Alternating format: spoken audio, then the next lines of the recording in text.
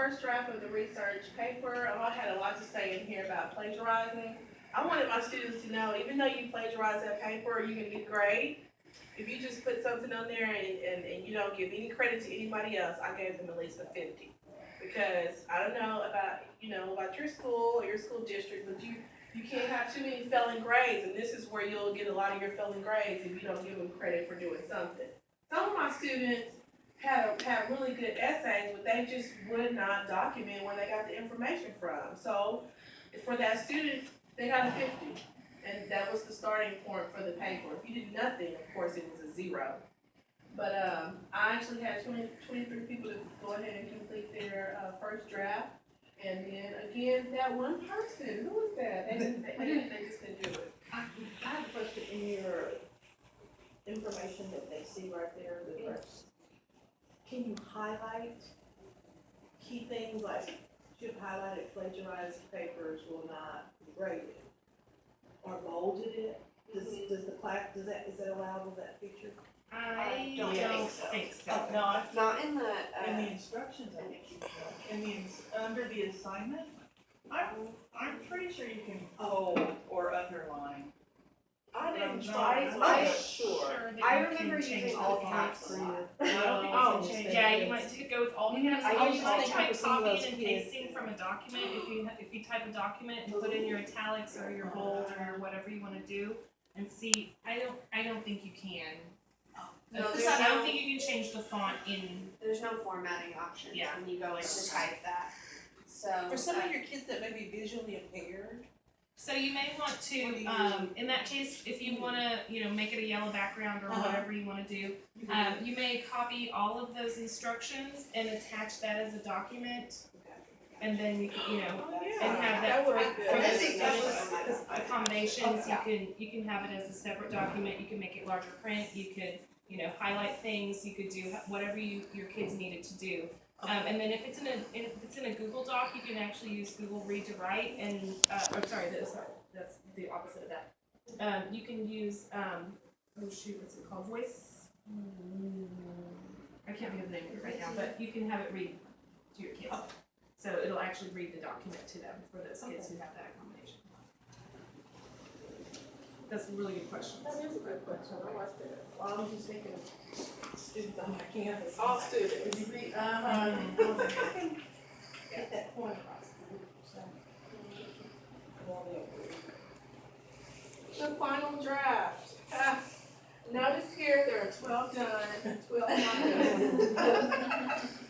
Now, this is actually my last class period of the day, so I would get tired in that last hour. They would be tired.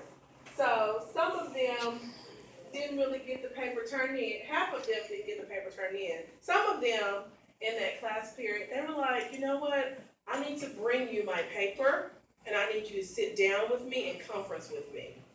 And so I would sit down with them, conference with them on their paper, and then they would make the corrections, and I would send them to the library, because by that time, Leslie told me I couldn't have the computers anymore.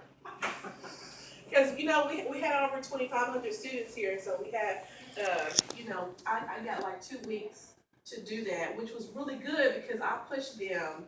I knew I only had 2 weeks, so I was able to push them a little bit faster doing the assignments, which was good. I was very appreciative of that after a while. But at first I was so mad. And then, but I was able to sit down with them and conference with them with their actual paper because they needed to see it. And then I would say, okay, I'll give you a pass, you go back to the library, and you can make those corrections. And then they were printed again because they just liked having that paper in their hand. And so I went ahead and took it like that and graded it because they wanted the grade on the paper. And then probably that one person that didn't do it the other time didn't do it as well.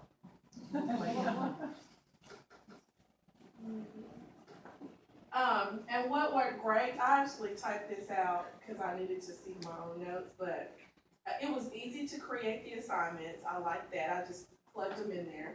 And the students like the idea of getting the assignments online. After I did book reports all year long because I think students need to read, throughout the school year. And so I have them to write their book reports, And, they're usually like 2 to 3 pages long with, specific questions. So this time they actually like the idea of going online and doing assignments. And they also like the resources that were online, they could actually tap into, whether they were at home, online, in another class. Oh, and then we have cows here.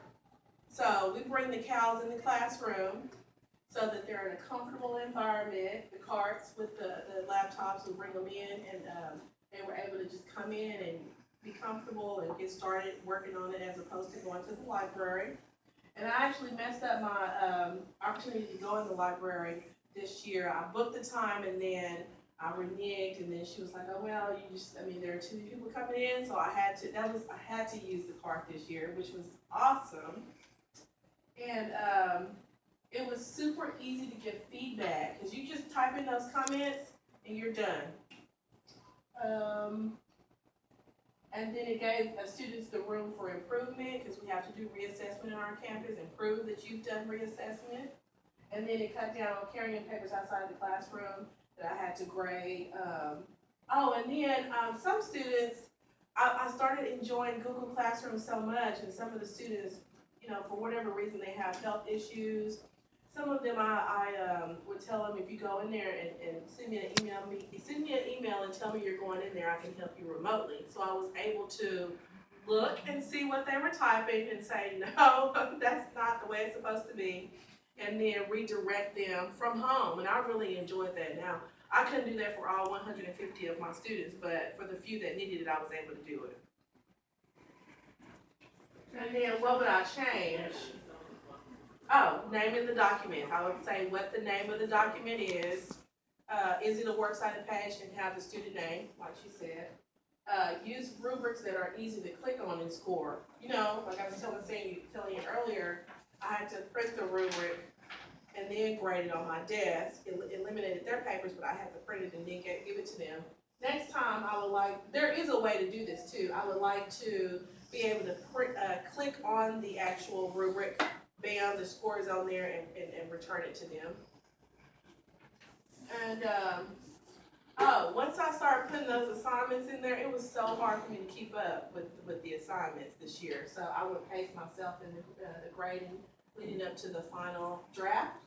And then maybe give students a quick lesson on how to use Google Docs. Because once I got in there, I was so accustomed to using Word, and my students were so accustomed to using words. They didn't know how to do they didn't know how to do little things like bullets. They didn't know where the bullets were, little things. So I had to go and find them, and then they would find some things and tell me about it as well. That's it. And that is it. Any wonderings, questions, comments? One thing I did with the rubrics, because I used Google Classroom a lot this year for writing and such. In order to get the rubric on there where I could leave feedback and give that to them and do it paperless, I would create a template for a document. You could just put like ELA heading goes here and have them type in their ELA heading in there. And then I would create that template and I would hit page break. And then on that second page, I put my rubric. The only caveat to that is that since we made the copy for each student, since they have that document, they can edit that rubric. What I told my students was that if they edit the rubric, I'm just going to go to revision history and go back to whenever that rubric was edited, and they get to start over.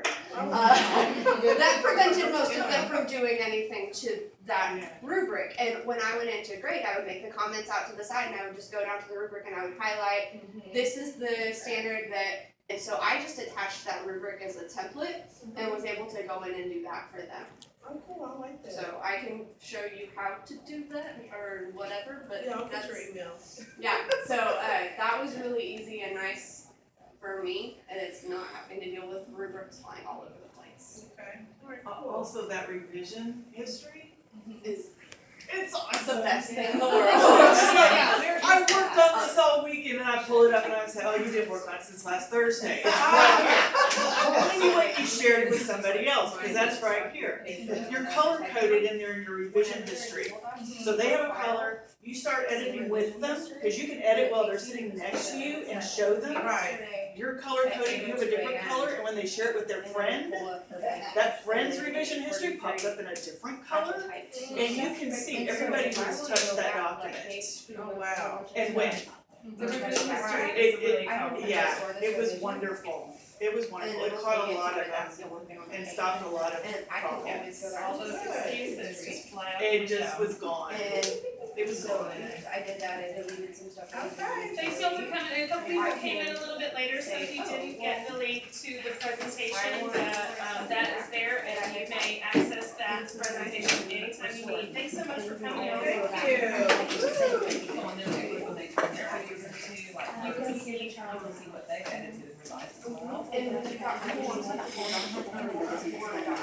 Now, you know, that I made that, we made that.